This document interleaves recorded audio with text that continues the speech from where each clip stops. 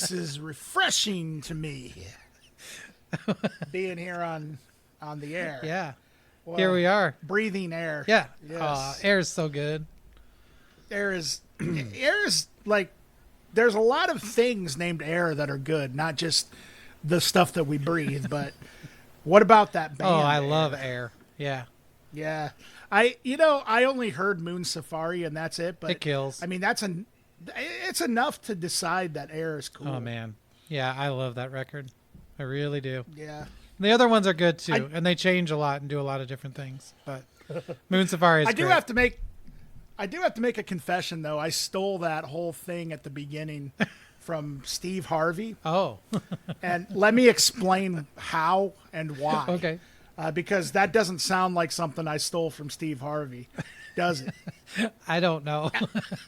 Oh, okay. Well, anyway, all right. This is what that comes from. Mm-hmm.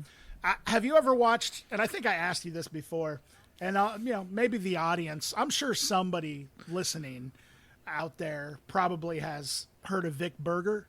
He's this guy who makes all these like videos of basically pop culture. Like he did a lot of stuff about Trump, when he was in office, where he would just kind of like mesh together these ridiculous bits. But he kind of took aim at both Republicans and Democrats. Okay. Like, I mean, he was probably, like, I wouldn't be surprised if he's just as critical of Biden as he was with Trump. You know what I mean? Like, maybe, I don't really know, but because I haven't really watched his. But anyway, he's affiliated with Tim and Erik. Oh.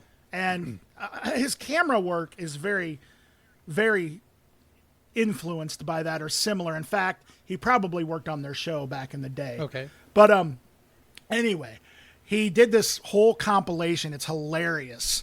And anybody who's listening to this, I would recommend going to YouTube and checking this out.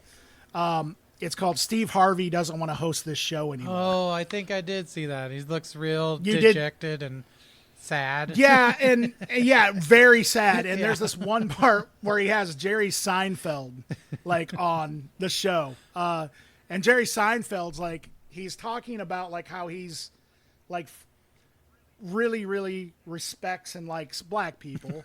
And then Steve Harvey responds by saying, "This is refreshing to me." And then he's like, "That's what you want to hear, man." And so anyway, I just really Nice. like that. This is refreshing to me. And so I stole it from Steve Harvey. So Nice. Steve, I'd like to give you credit if you're listening. Thank you. Thank you so Wow. much for that. I think if I had to place a bet on the last person who would ever hear this podcast, Steve Harvey might be a good choice. Maybe. I wonder if he would, I wonder if he would be critical of it. I wonder what his thoughts would be about it. Like, I if don't he know. just heard this, Yeah. I've kind of wondered about that. Like if just some random like celebrity stumbled upon our show, what they would really think. Like, who are these people? Like, because it's almost like, I almost wonder if it would be like Wayne's World, like, like in the Wayne's World movie where, what's the owner of the arcade, Noah's Arcade, in the movie. Do you remember? Like, am I totally just am I going off the rails here? I just don't remember that well. I only saw the movie okay. maybe one time. I mean, it was good. You're kidding me. No. Wow. That's amazing to me, Eric. No, well, I don't know. I don't know. I had this real animosity towards my own generation when I was young. I think that's a common thing, though. Like I think all young people are like, I live in the shittiest time. You know? Yeah, that's true. And so I didn't like when they're in high grunge school, very yeah. much. I liked Nirvana quite a bit, and I liked Sure. the Smashing Pumpkins. But Sure. like actual grunge, I don't know. It didn't do a lot for me, and like all the popular culture stuff. It was cool to like not like things. I think it's just a teenager thing. Like did you see this thing? Hell no, I don't like that shit. Right. Yeah, like, oh, you mean the song that everybody Right, else plays yeah, all the yeah. time? Let's go to track 9. That was before I knew the term like deep cut. Like it's a deep It's cut, also man. a very good example of the 90s. Like no one knew song names anymore.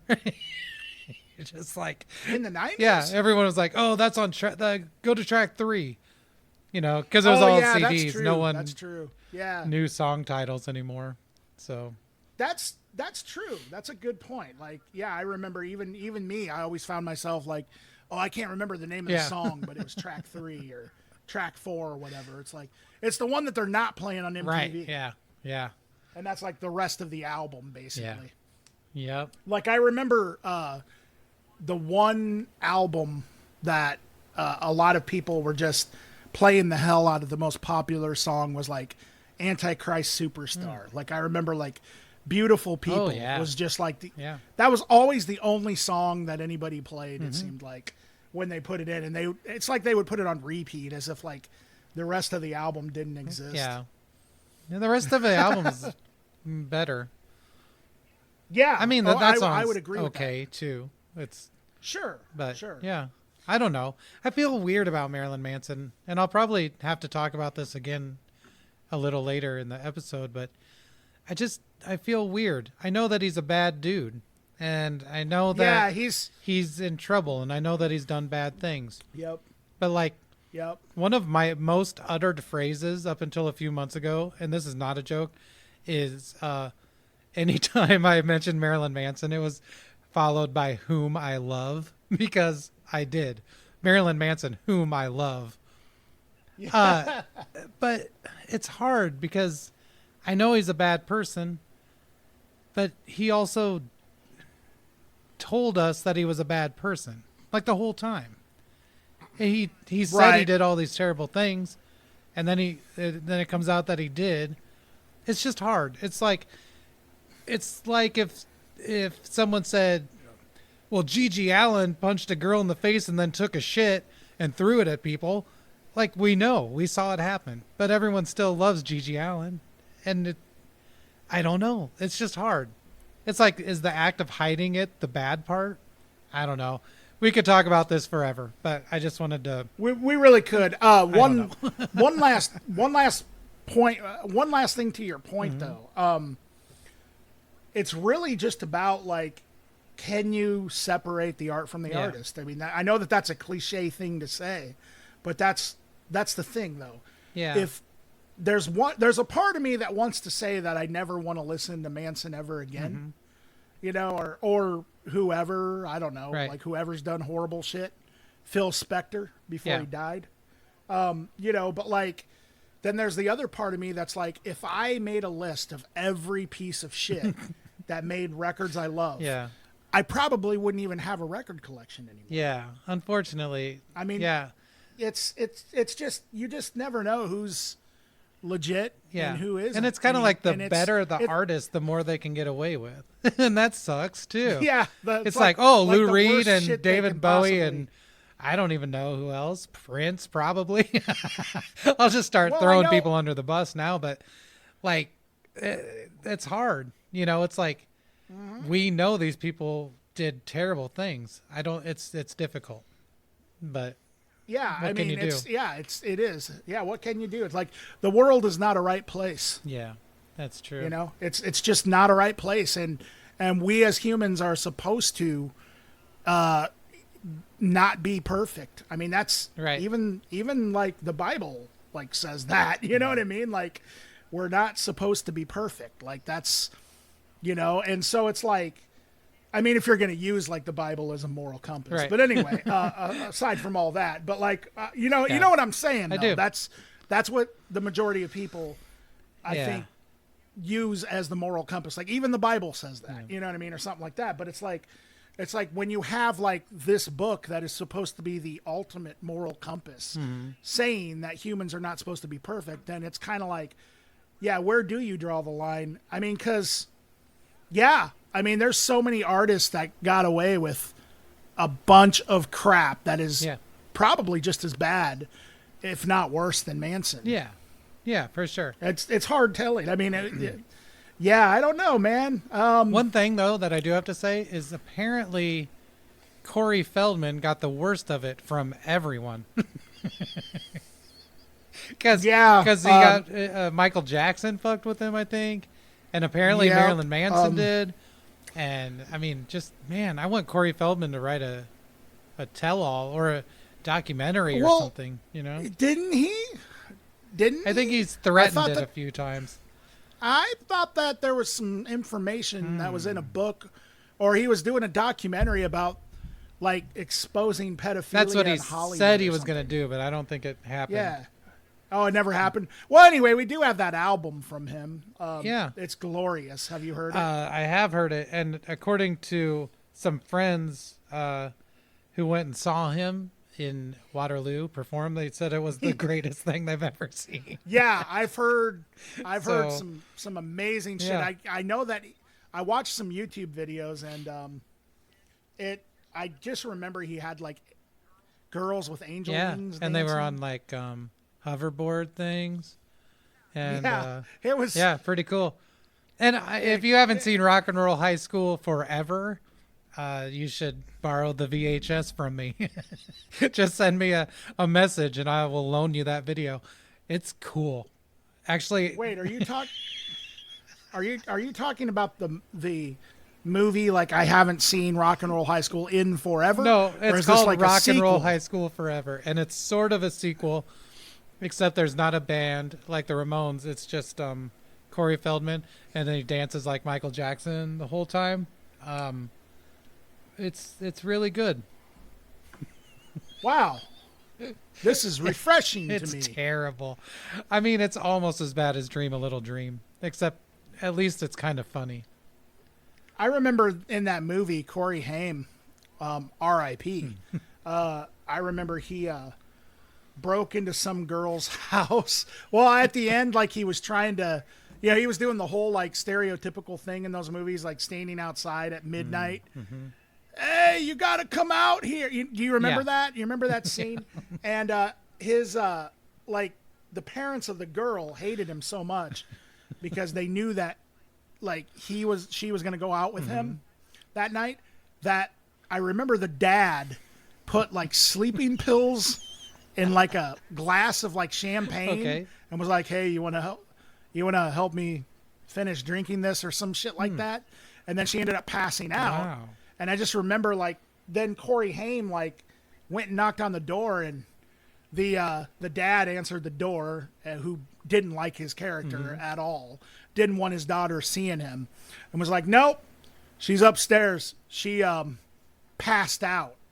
Like, you know what I mean? Like, or maybe she didn't say passed out, or he didn't say passed out. Maybe he said, she went to bed or whatever, but whatever. But then I remember he was like, no, like screaming on their front lawn.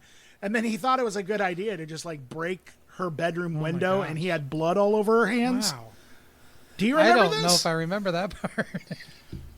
That is, you might want to change your view on that movie. Wait, what you just described will make me think it's a great movie. Well, it's got action in it, okay. at least. I just remember it being very weird and all these dream sequences that didn't make any sense, and old people and stuff.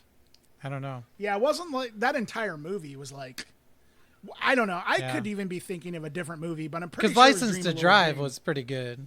If I remember License to Drive was awesome. That was awesome. The two Coreys. I don't know. Lost Boys is killer for real. Oh, Lost Boys was one of the best. Oh man, that. And then of course you have well, I guess the two Coreys weren't in the Goonies. That was just Corey Feldman. Yeah, it would have been better with both of them though, probably.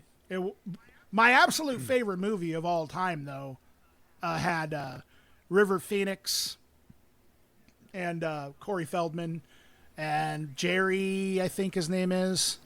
I can't remember his last, but Stand By Me. That's my favorite movie of all time. It's a good one. I really like that one. I haven't seen it in a long time though. I should. It's very fantastic.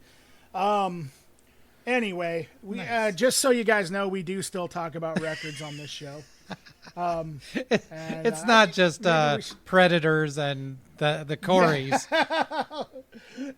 People like breaking into windows with blood on their hands. Like, we talk about other things. Welcome to the new episode of the Predators and Coreys.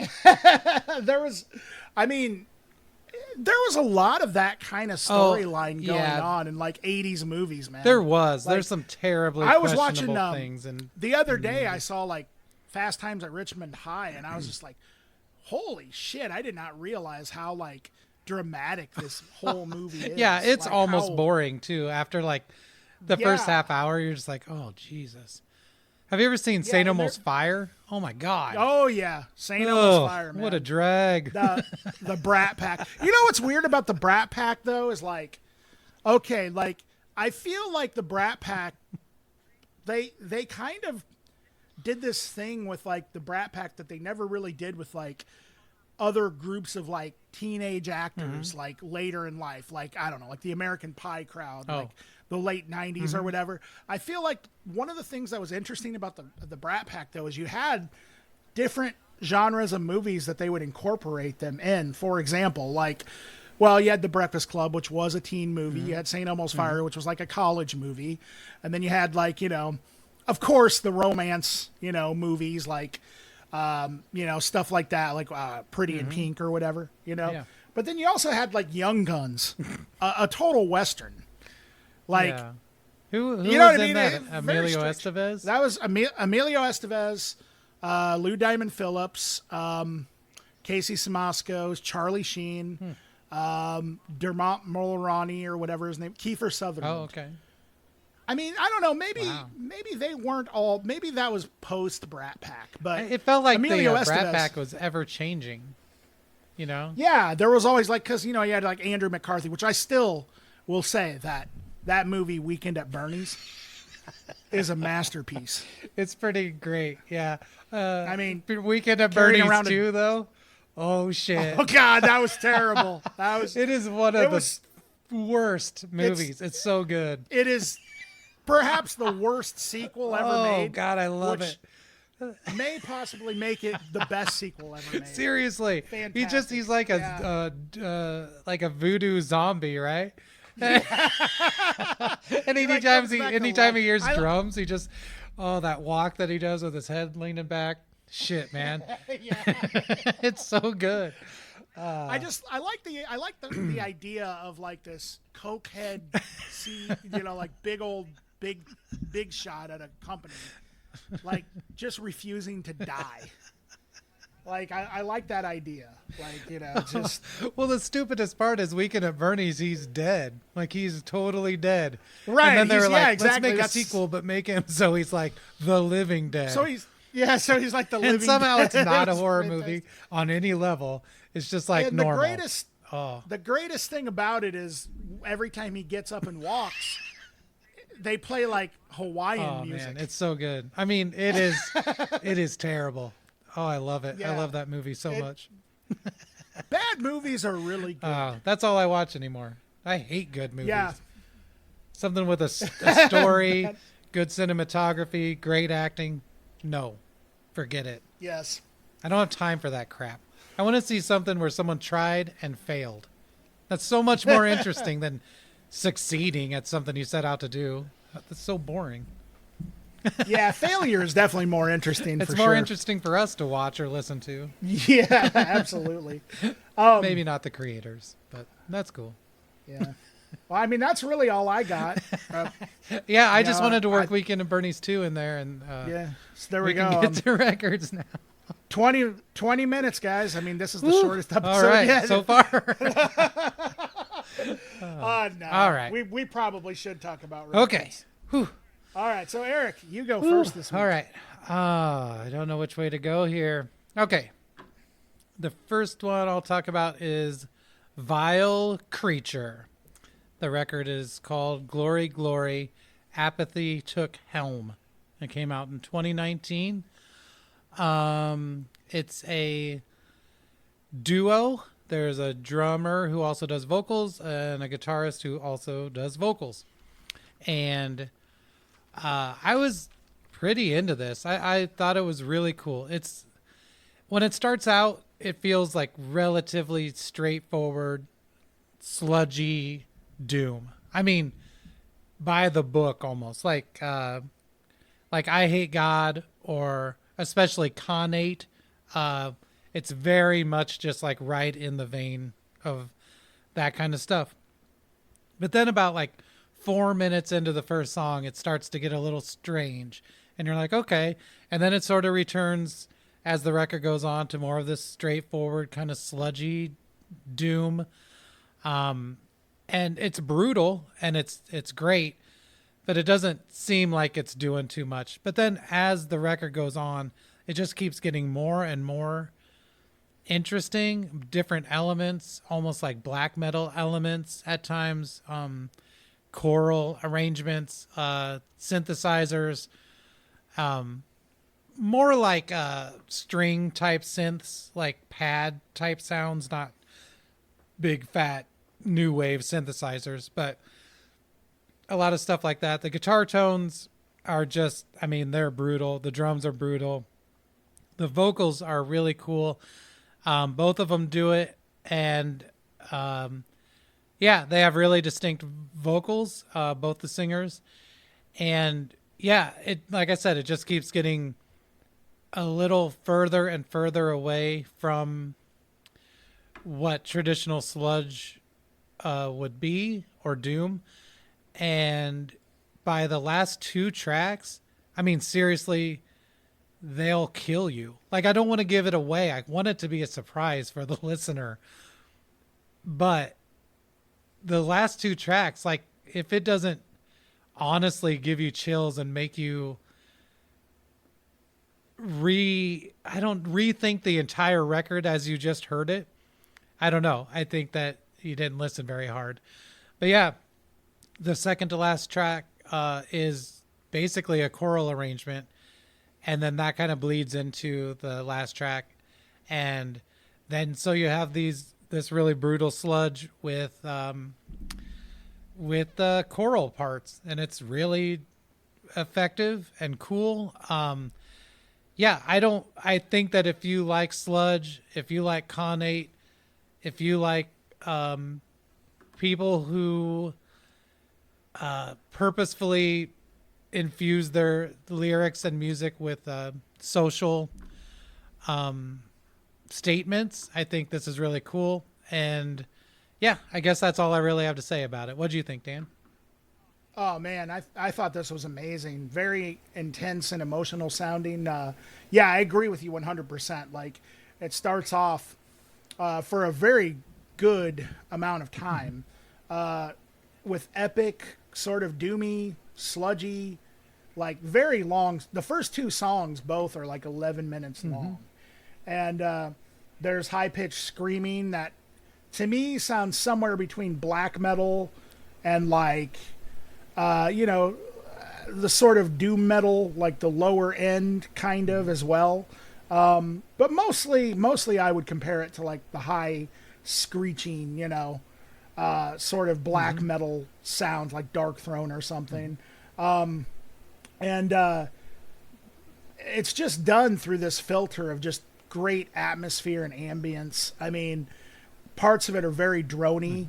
Like, there's this really awesome part in the first track, I think, where it just, they do this like almost like jangly kind of part for like ever before it just kills you. Like, I mean, in the production I love because it's just so raw.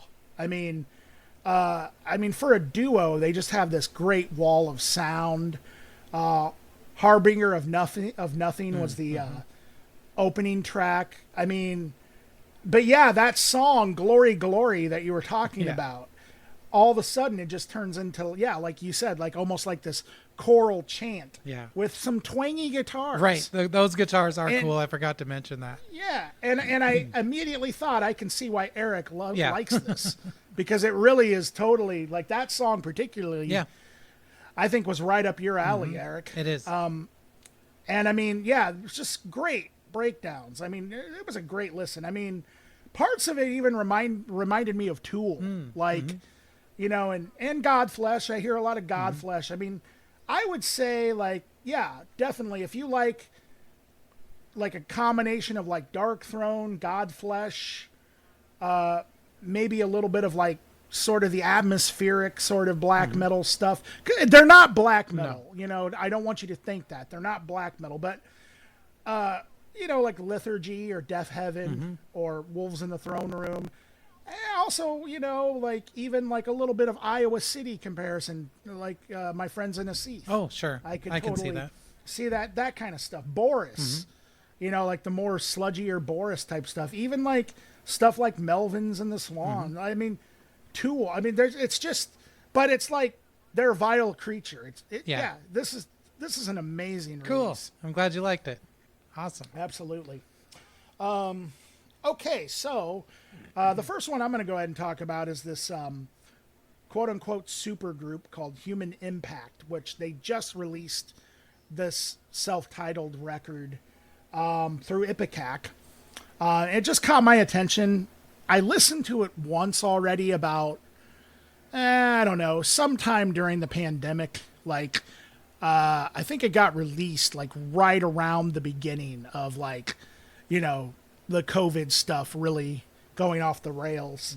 But it has members of Unsane, Swans, Cop Shoot Cop, and Juju. I think I'm saying that right. Juju. Oh, is it? Sorry, Juju. Yeah, Zuzu. Yeah. I don't actually Is it know. Zuzu either. or yeah? I have don't a know. lot of friends XIU into it, and I've listened to it too, and I still don't know how to say it right. So, XIU, Yeah. and I picked this one for two reasons actually. Number one, I only listened to it once before, and I couldn't remember if I liked it. So in a way, I kind of was taking a chance on this one. But also, I thought it sounded interesting, and I kind of thought it sounded like something that, just that I would be into. And it really just I like it a lot. It doesn't sound too far off of what you would expect, considering the band members. I mean, because it's just really well done, sort of noise rock / industrial stuff. I mean, that's really what it is. It makes sense that these guys got together and made music like this. Particularly really like the track E605, which is the second track, and also this Dead Sea, which was the last track. But yeah, if you like, any of the members of the band's other bands, like not Godflesh, excuse me, Unsane, Swans, Cop Shoot Cop, and Juju, and then also, I definitely heard like some Godflesh, Nin, Nine Inch Nails, Helmet, amphetamine reptile type stuff. I mean, it's just, again, there's really no surprises here. I just think it's really well done noise rock, industrial electronic stuff. What were your thoughts, Eric? Yeah, it sounds exactly like a group made of members of Unsane, Cop Shoot Cop, Swans, and Juju. Yep. And it's funny because if someone were to say to me all those bands, I would have an image in my head of what that would sound like. And this actually is sort of different than that. But once you hear it, it's exactly what it is. And let me first say that I really liked it. And so I want to make that clear before I kind of break down what I thought of it. Because I don't want it to sound like I didn't like it. But it almost seems like all these people were like hanging out or something. This would be my guess. It's probably way off. And they were just like, man, we should have a band where we just play some of that good old shit, that shit we used to play, And that's how it sounds to me. Like it's almost like a throwback in a sense. It sounds very mid 90s to me. Mid Absolutely. to late 90s. And that's not a bad thing, but I don't think they really broke any new ground, which is why I came up with that narrative where that wasn't what they were trying to do any damn way. They just made this.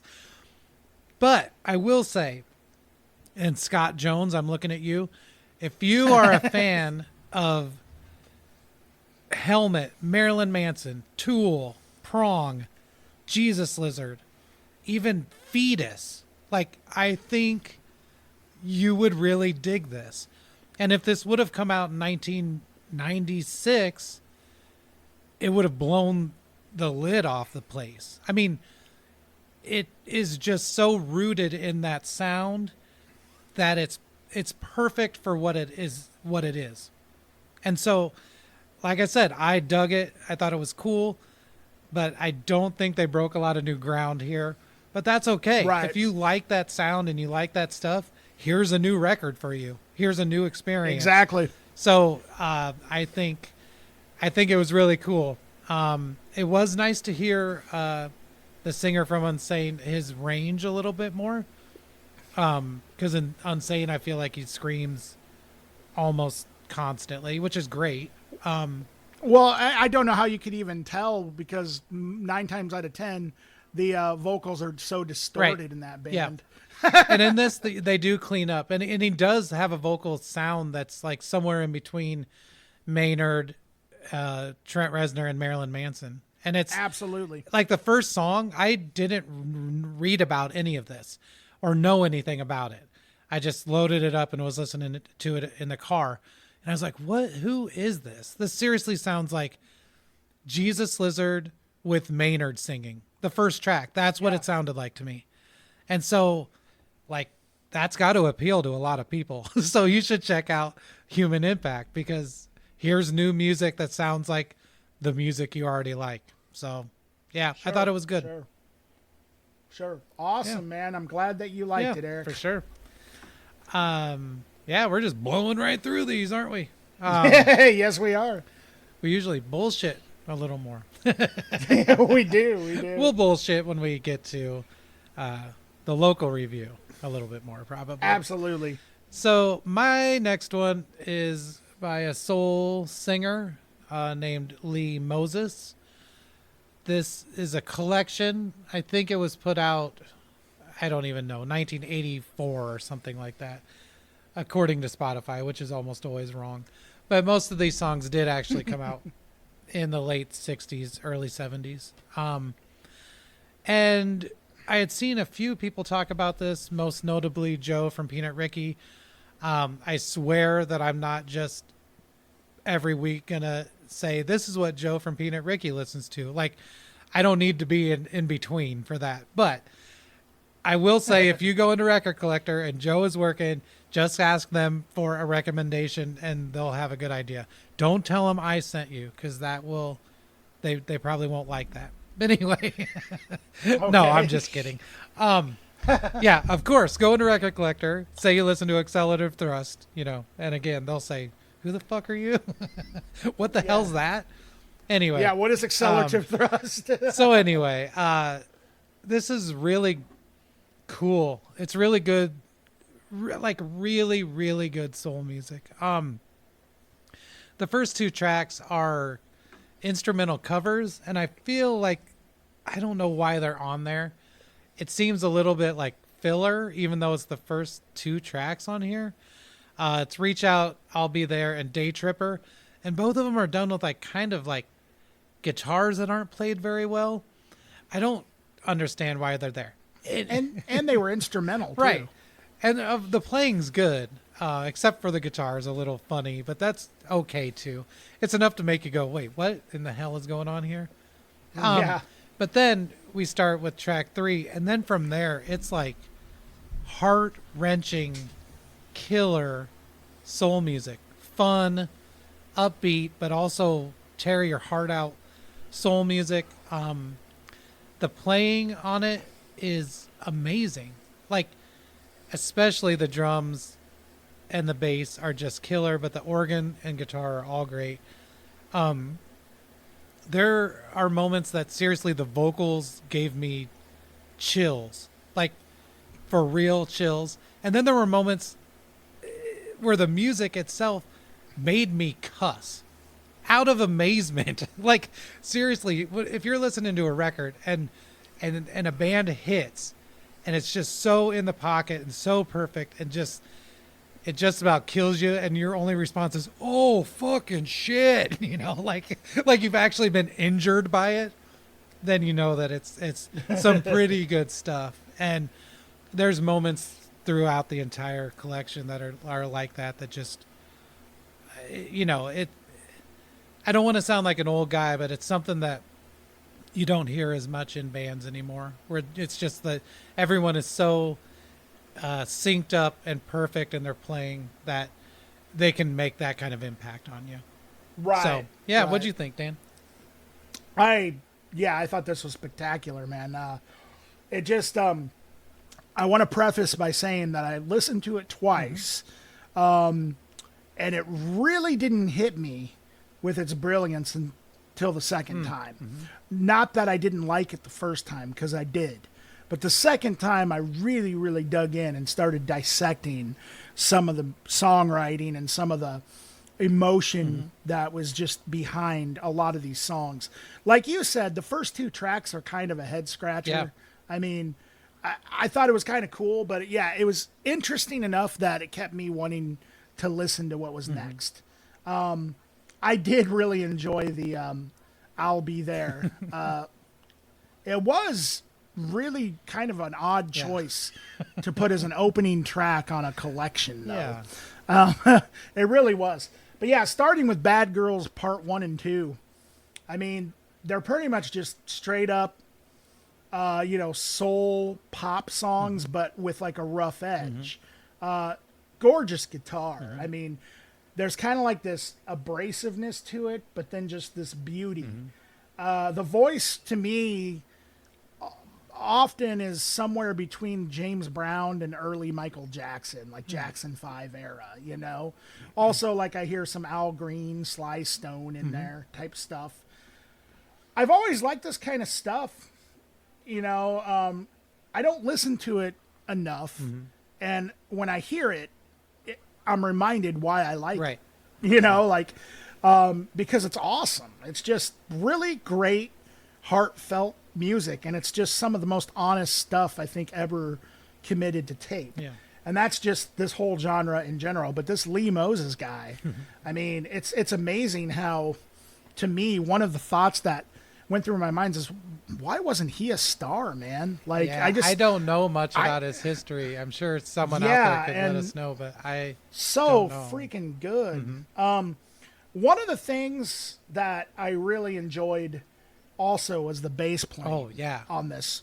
I mean, the bass was just amazing, and honestly, through a lot of it, I heard where I think, and I bet, Flea got a lot of his influence from. I can see that.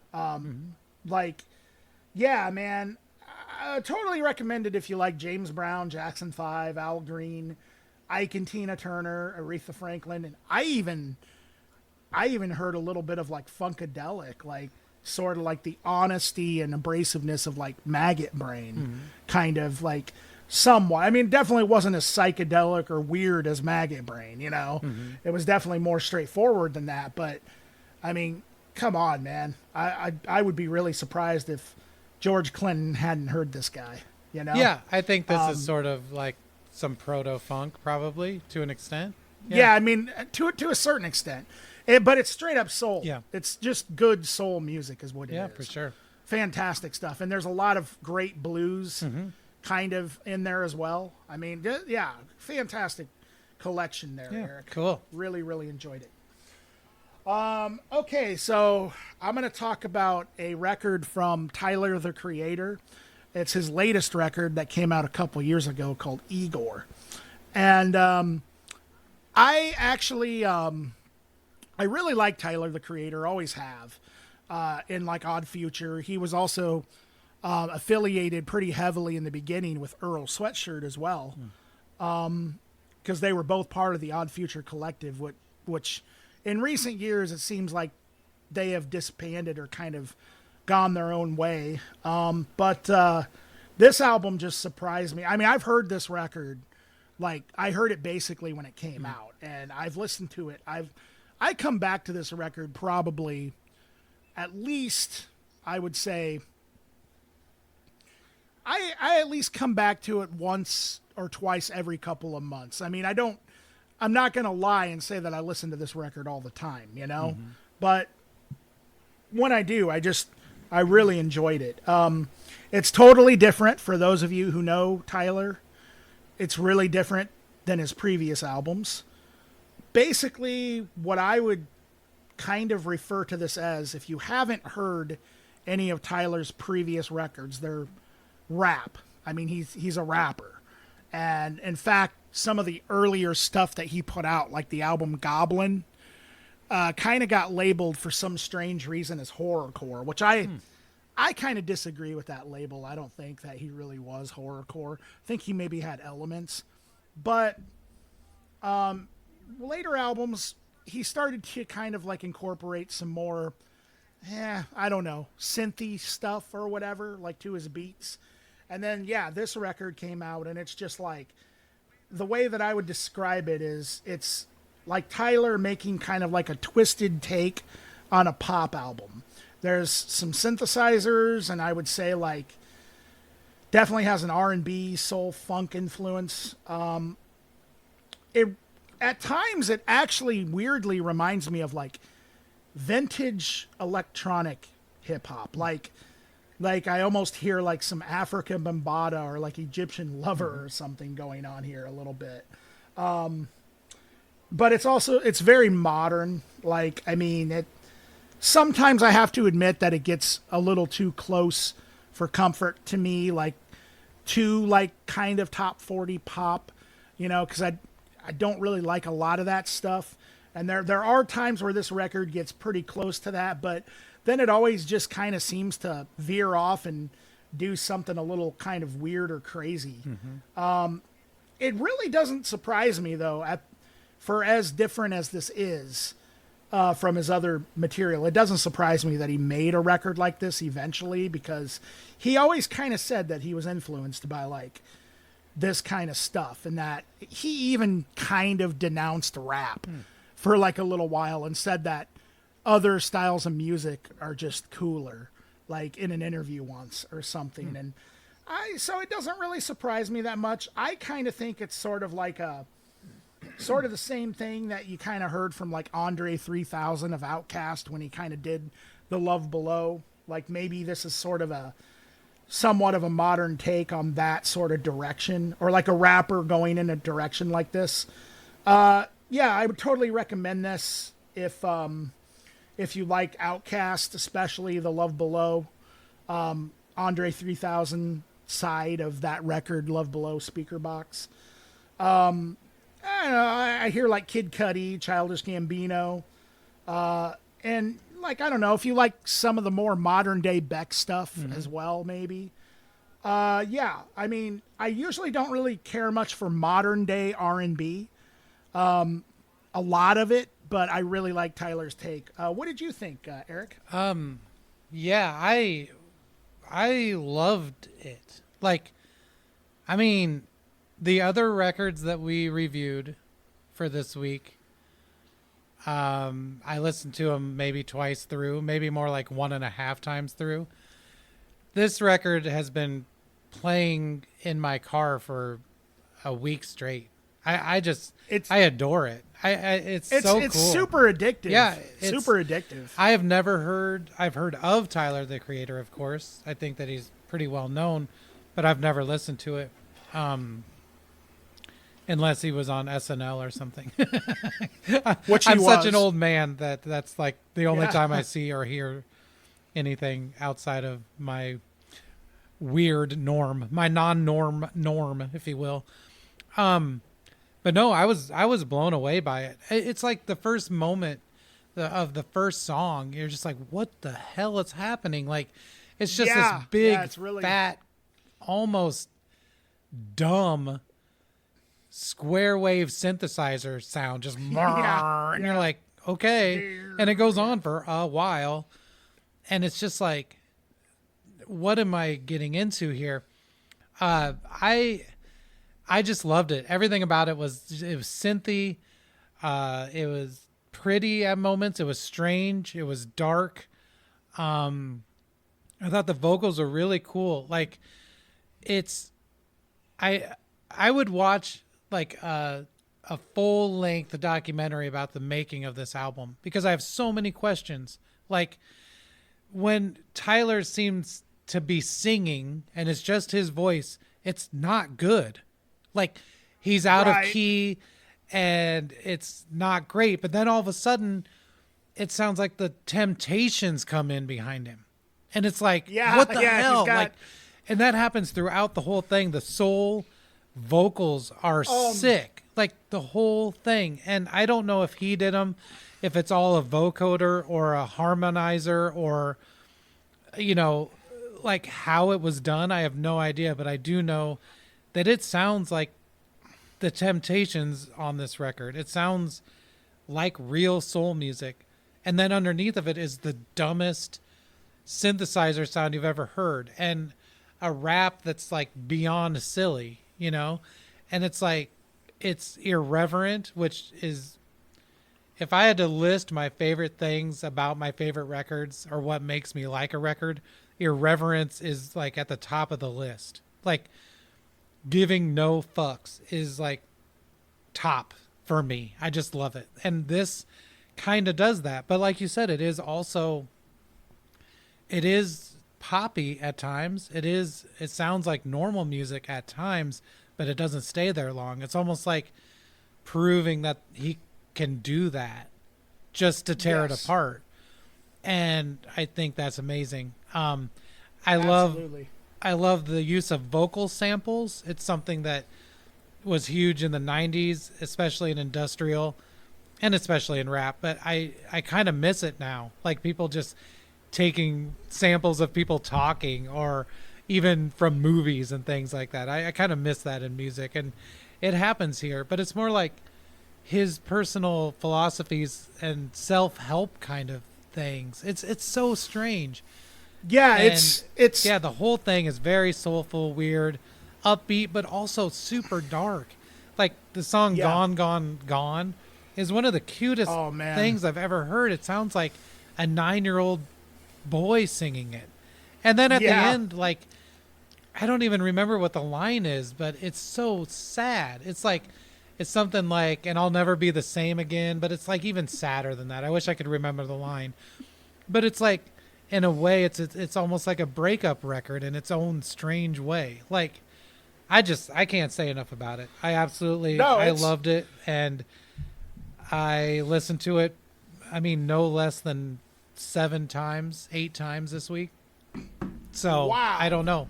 Dude, I am so glad. Yeah, it was awesome. That I got you into. Yeah. I am so glad I got you into a record this Yeah, much, Eric. I adored it. I can't say much you more. You probably, from the sounds of it, you might have already listened to it more than me. Yeah, I was blown away by it. At first, I wasn't, though. Like, at first, I heard the second song.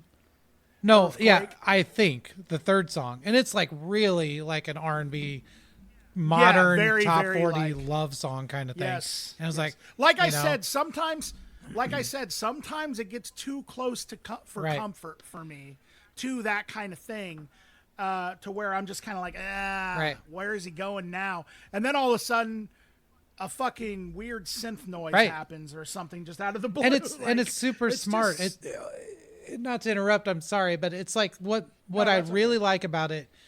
And I think I talked about listening to screwed down chopped stuff.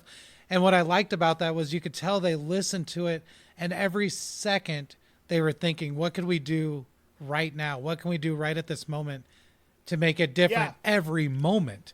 And that is the way this is. There's not 1 second of this record that they didn't scrutinize. They didn't let the tape run. They didn't let the drum machine go. Sure. They didn't let anything just sort of happen. Like it's so smart too. Like the song "Running Out of Time," they sample the run part from the DJ Run. Yep. You know, and like yep. And it's just I don't know. Like I said, I could probably talk about it for hours. I could watch a making of documentary for hours. I just thought it was killer. I think there might be one on YouTube. Oh my God. Actually. Guess I'm not going to sleep. I don't know. Tonight. Look it up. If there's not I seem to remember, or at least maybe there was like some sort of like weird like live performance like video. Yeah. I don't know. Look it up after this, Eric. I think there probably is. Nice. Okay, and so now we're moving on to a new release from a local artist, CENTAUR Noir. And when I say local, I mean the entire region of the, what is this, northeastern or southeastern Iowa? Is that, am I saying that right, Eric? Yeah, like Muscatine, Quad Cities. Muscatine, Quad thing. Cities. Yep. He's actually from the Quad Cities, and his name is John Burns. He's been doing this project called CENTAUR Noir for years now. I think at least 10 years or something like that. And it's mostly based in electronic, I would say like electronic punk pop music. But when I say punk pop, I don't mean what you're thinking.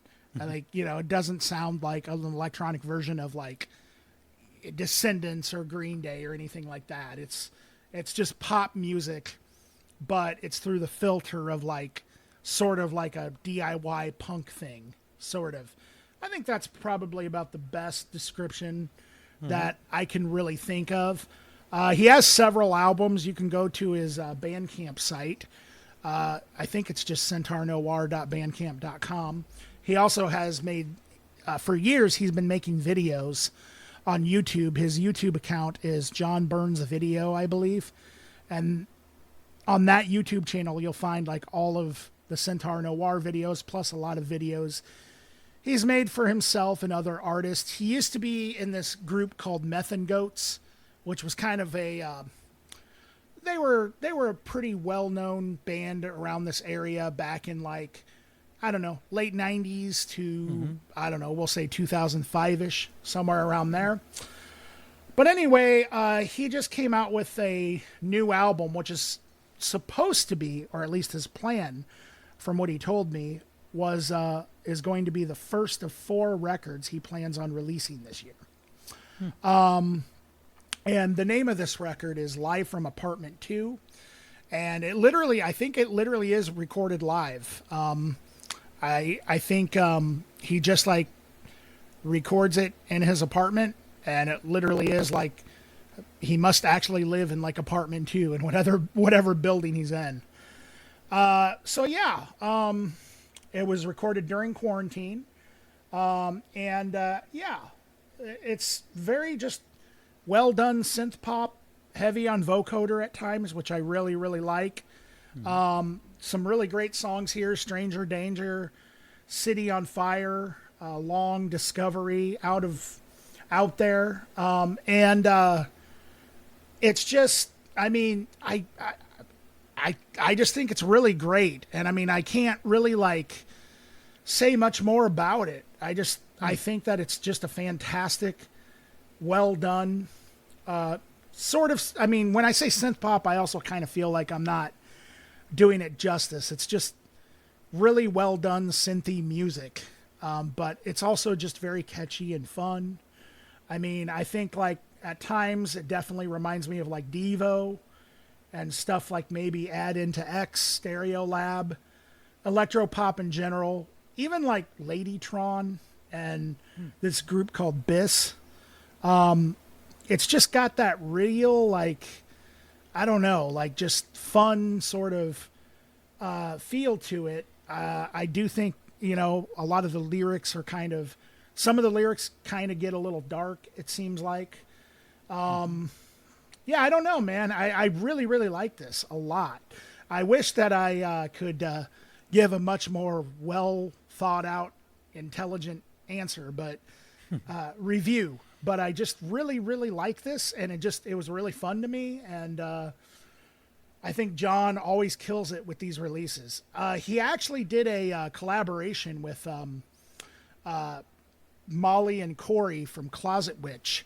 They had a project called Baby Alchemy, and he did a collaboration with them a while back called Baby Noir. And I feel the same way about this, and this is the reason why I bring that up. I feel the same way about this that I feel about that. At that time, they actually, CENTAUR Noir was actually a duo, and the vocalist was this girl by the name of Laura Wegner, who also played in another band in the Quad Cities called As You Were.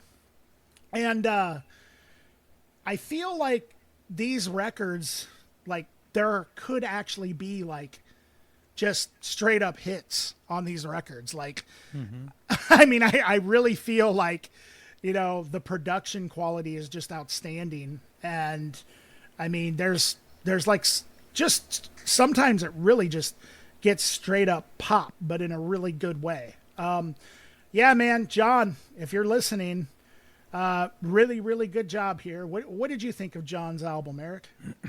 Yeah. So, the reason I wanted you to go to first is because I think that you know John better than me. So Sure. I just thought maybe if someone was listening and they were like, "Why did Eric want Dan to go first? Like, what's the deal?" That's just it. You know more of like his history and things like that. Sure. Sorry, I stepped away or moved away from the mic a little. So if I got quiet, I wasn't dying or anything. I just no, I really liked it. I have heard a lot of Centaur Noir. I've seen them one time at Roz Talks when In the Mouth of Radness played when I still was in that group.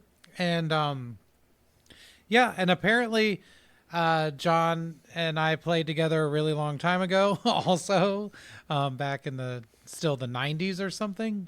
Dan informed me of that. John was in the Tri-Lambs, is that right? Yes, he was also in the Tri-Lambs. I forgot to mention that. And I was in Gimpy, so we played a show together once. And I've met John just a couple of times. But it's one of those things, like, I think that's how it is sort of in Iowa. There's certain people you have seen lots of times at lots of shows and not really talked to all that much. So, and you know, they're cool or whatever, but you know, you just haven't made that leap across the room to say, "Hi, my name's Eric," you know, stuff like that.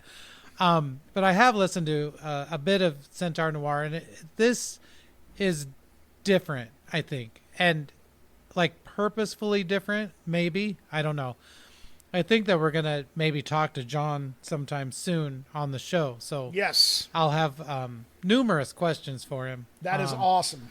About mostly the production, but we'll get into that. Yeah, I feel like I always ask technical gear type questions, but in the past Centaur Noir stuff I've heard, it almost had a sillier edge to it, if you will. Like it was it would teeter between sort of like fun pop, and I would say especially with the baby noir, and like, yeah, so kind of fun pop rap, but all of it with this sort of a little bit, I don't want to say goofy because that has certain connotations, but silly. There's a level of funness there, and it's not lacking in this, but it's definitely on set aside a little bit. Like, I really like how dark and sad and somewhat seemingly nihilistic this feels compared to those other things.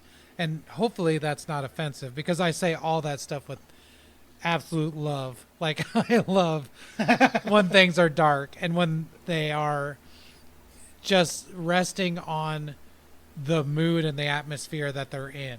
It doesn't feel forced or anything like that. But when the tracks start, they seem like they're going to be this fun, groovy, dance, fun thing. And then they just get so chill when the vocals and the pitch shifted or vocoded vocals come in. And they last so long and they're so repetitive that they become almost like meditative. Like, it takes on a different life from that first moment that you hear this fun, dancey synth stuff till the end. They're not the same song. And it's only through the atmosphere created that it's not the same song, because the music's the same. And I just think that's cool, and that's really hard to pull off. I love all the synths, all the sounds. At moments, it sounds really very... I know I bring up tobacco every single episode, but there are big Black Moth Super Rainbow synths on this thing. And, you know, a lot of vocoder, stuff like that. It's also just amazing that these were recorded live. I did tune in to a couple of the Facebook live performances that these were taken from. And they were great. So I should have paid more attention to what John was doing on the screen, because now I have all kinds of questions, like, what did you use? How did you program this? Like, how did you do the vocals? Blah, blah, blah. Tons of questions. But I just love like how atmospheric it is, how kind of dark it seems, but also somehow very fun. And it's funny that we picked this along with the Tyler the Creator record, because I actually feel like they're almost kindred spirits. Like, they have similar sounds, they have similar production elements and ideas. And so it was a good week for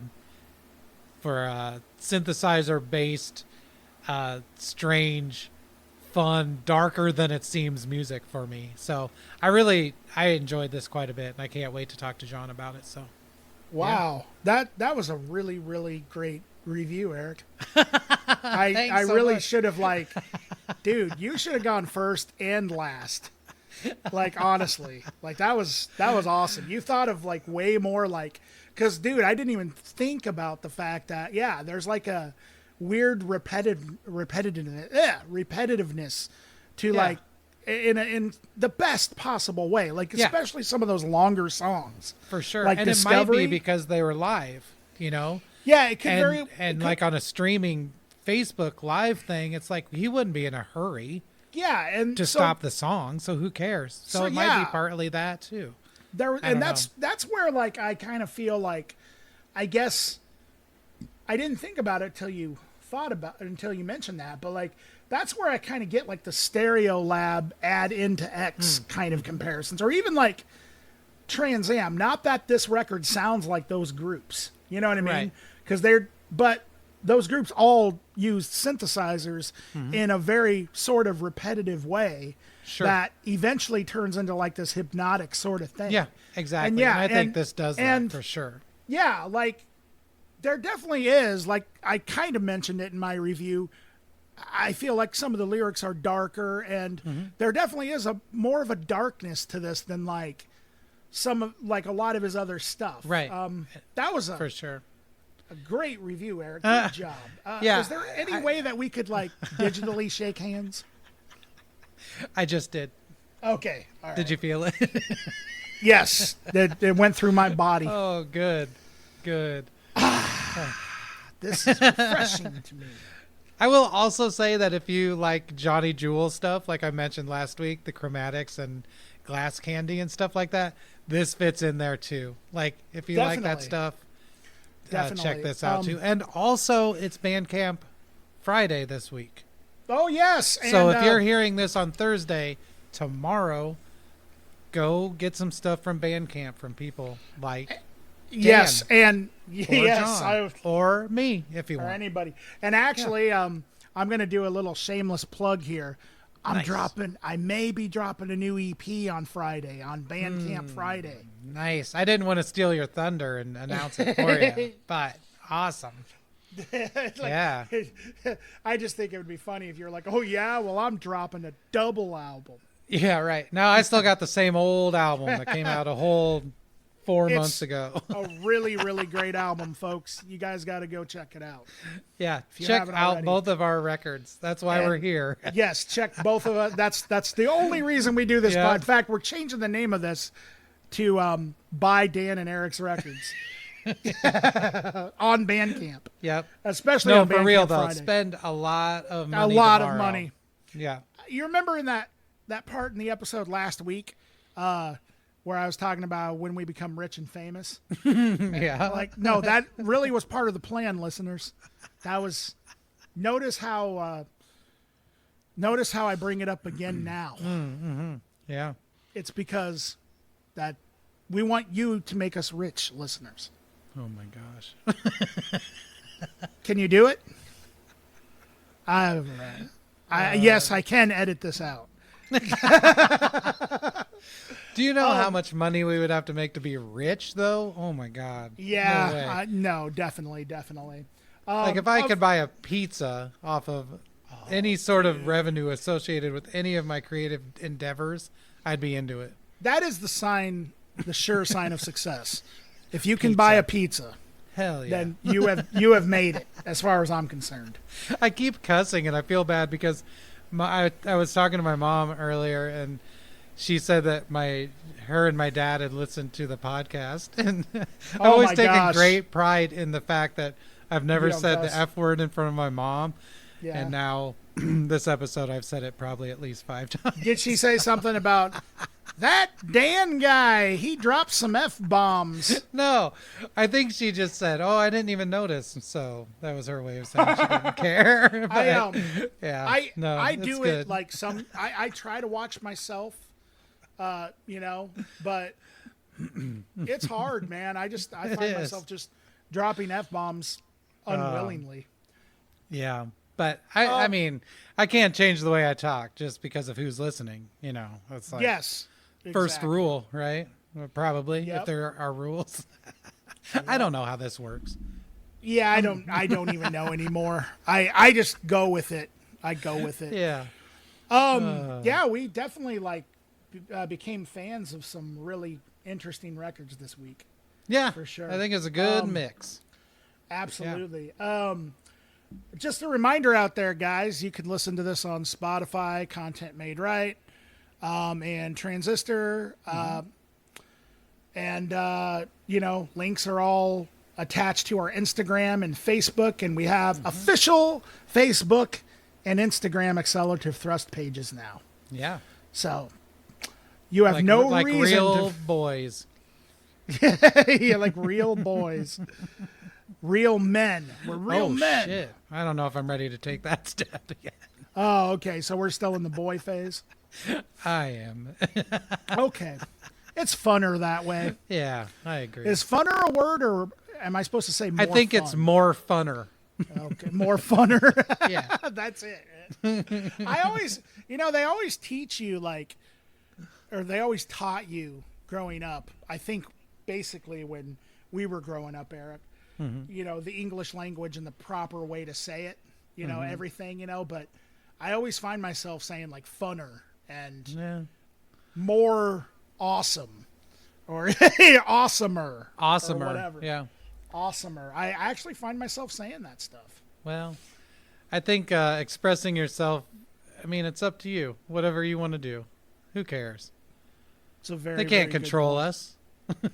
Yeah, I know. And if funner expresses how you feel more than more fun does, then goddamn it, say funner. You remember that Kids in the Hall episode, or that Kids in the Hall skit where Dave Foley played that just total hippie teacher type?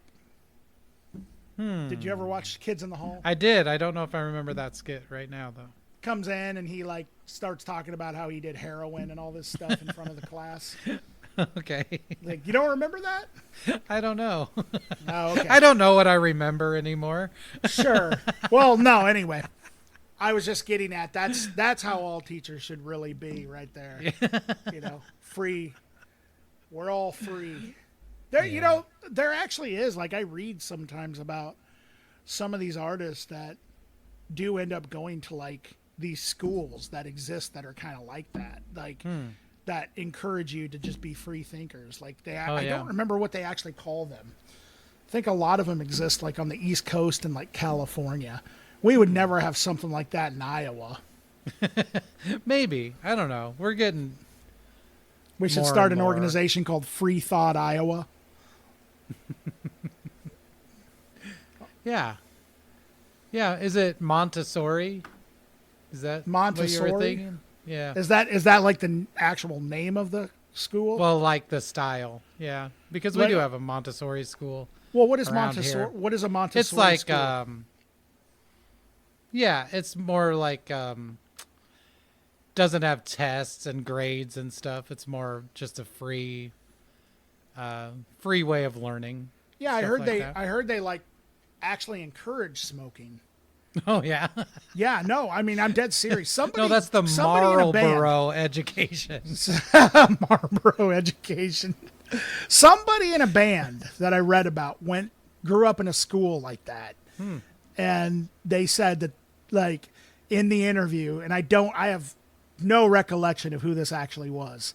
It was somebody in a band that I either currently listen to or have listened to, grew up in a school like that, and he's like, yeah, it was just a real he called it a hippie school where it's his parents, because his parents were hippies, and they And when I say hippie, I'm not meaning that in like a bad way or anything. Right. But he was saying that like they would like basically like what we would do is just kind of walk around and do whatever we wanted at the school. And Nice. like, we could like smoke cigarettes, we could and basically they would just get into a lot of philosophical conversations about things. Wow. Yeah, That sounds like my high school experience in a nutshell, Well, actually. oh, I did that a lot too. Just walking around was doing what I called- wanted, smoking cigarettes. The difference is that like it was called skipping school. when Right. we Yeah. did Oh, it. yeah. Right. I wasn't supposed to do it. Yeah, it wasn't like. Was there the smokers alley when you were there? Well, not at the school. Like, not like on grounds. Really? We smoked past the fence. Yeah, past the fence. They called it yeah. smokers alley. Yeah. When my folks went there, they actually even my sister, when she went to high school, they had a smoking pit right by the gym. Really? Like right outside the doors. Yeah. That's Like hilarious. if you were old enough to smoke, you could just smoke at school. But That's Yeah. hilarious. Yeah, like I just remember like the craziest part about Smokers Alley. It's all different now. Like there's no way anybody could like get away with anything now because they actually put like a driveway through it that Oh. leads straight to the school. So like oh, okay. parents would be driving by like all the time and teacher and faculty. But like I just remember like it was so crazy how like for years, like all 4 years that I was there, kids got away with like going there to smoke. And it was always like a group of kids. And there were like these residential houses like right there. And like nobody who lived in those houses ever like complained or anything. I thought it's crazy. And okay, like funny story about this. So the principal of the high school when I don't know, it was either a junior or a senior. He made a deal because like truants got so bad that the principal had to think about like, well, how can we just like, even if we can cut the amount of people skipping class in half, we got to do something. You know what I mean? So he came up with this like plan. He said, I'll make you guys a deal. If we go an entire day without skipping class, like I have zero truants. I'm going to sleep up on the roof of the high school Whoa. in a tent. Like that was his deal, right? So the day came where he challenged us to like not skip school, right? Yeah. Everyone made it until seventh period, which was the last period, right? Yeah. Like it looked like we were going to make it. Then seventh period, everybody who smoked just had like nick fits and just had. So there were like literally like 50 kids who just went to Smokers Alley and skipped seventh period, like because they were just like fuck this. He's gonna sleep on the roof. And then what happened was he was it was like almost like he was like, okay, well that didn't work. So let's just well, you guys tried. I'm going to sleep on the roof anyway. He ended up sleeping on the roof anyway. Well, that was cool of him. Yeah, it was cool. Yeah, The idea of a high school student having a nick fit is hilarious. it is. To me, though. It's even funnier when it's like 50 having nick fits. Like they're all angry and shit. You know? Like, how do you smoke enough as a high school student to have nicotine withdrawal? Like, you would be surprised, Eric. I mean, I did, but it was always after school or like on the weekends. I don't know. It just wasn't. I don't know. It doesn't seem like Most of the I would people wake that up I in the knew that morning were and be like, smokers I need a would cigarette. I'm 15 years old. skip. Most of the smokers I knew in high school, they would actually skip and they would go smoke. Like they would like. I actually knew of people who would like between classes run out and just light up a cigarette real quick and then come back and be late to class, you know, like stuff like that. It was insane. I knew people who like snuck smokes on their lunch break. Yeah, dude, it fucking crazy. Like we were the late 90s. Everybody was just nuts. Like every one of us, not one of us was sane. Not one of us Well, was logical. We were all just crazy. I'm glad you all grew out of it. Oh man. Sometimes I wonder if we ever did. Yeah, I don't think so. But that's Yeah, okay. it seems that way, right? Well, folks, this has been refreshing. I'm sorry, I'm killing that just today. Like it's just that is like I take the horse and I just beat it with a hammer at this point. Well, I mean, what else are you going to do with a dead horse?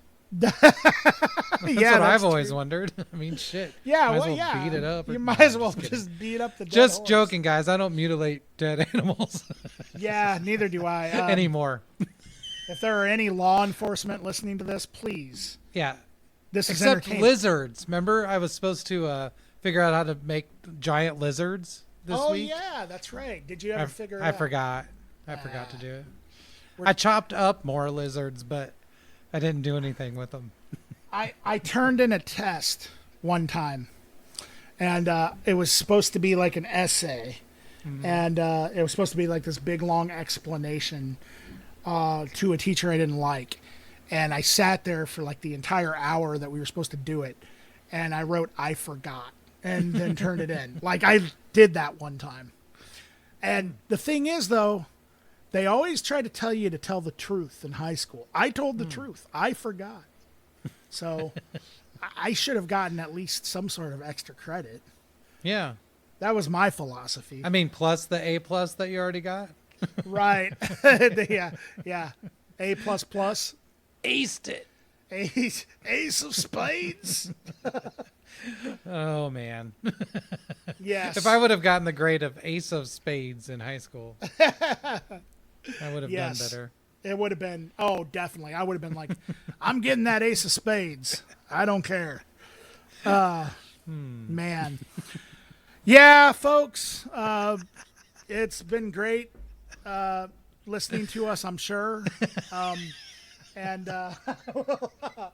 we will hear from you. Well, no, you will hear from us next week. All right. My God. That was such a horrible. I'm sorry, folks. You guys have a good day.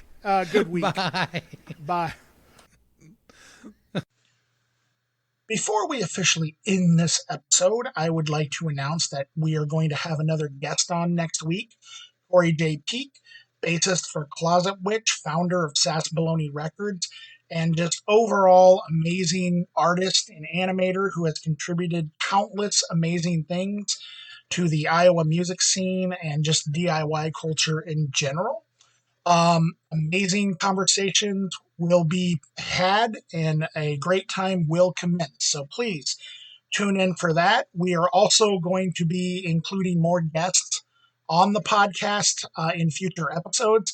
I think as of right now, we're going to kind of try and do a every other week sort of scenario where we'll rotate between the episodes that we talk about records and the episodes that we have guests. We have a couple more guests scheduled for the podcast coming up in April and May that we could not be more excited about. So please hold on to your seats. And I hope that you hear from us next week with Corey JP. Take care of yourselves, and you guys all have a great week.